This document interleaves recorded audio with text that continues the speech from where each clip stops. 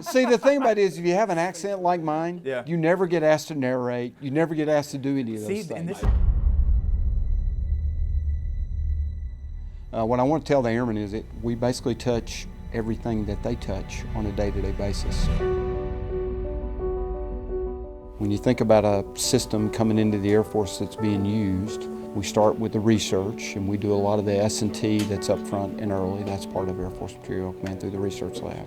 We do a lot of the acquisition planning either through the Nuclear Weapons Center or through the Life Cycle Management Center, and that starts that acquisition process. We test it, and we do all those activities to get it back in. And then we sustain it for the long term through the Sustainment Center, all the way to the point that we get rid of it or retire it and put it at AMARG in some cases. So from the beginning all the way to the end of any system we have within the Air Force Materiel Command plays a key role. We can't just get caught up in what is Air Combat Command or Air Mobility Command or Global Strike Command asking for today. We need to focus our science and technology to go forward.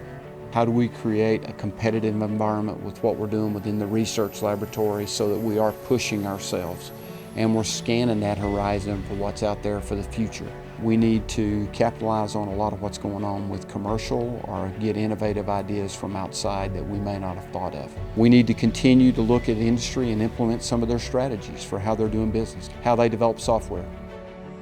And it's interesting. One of the things we're trying to find out is who are the no people, and let's try to stop some of those no's and see what we can do to get to yes, to move forward as an organization so that we're better prepared to support the future. I wanted to tap into our most valuable resource, our airmen. They're the ones that are executing the mission each and every day. So we wanted to, as Drone Goldfein talks about, squint with our ears and listen to our men and women as to what's impeding their ability to get the mission done and what do they think it means to speed things up, go at the speed of relevance.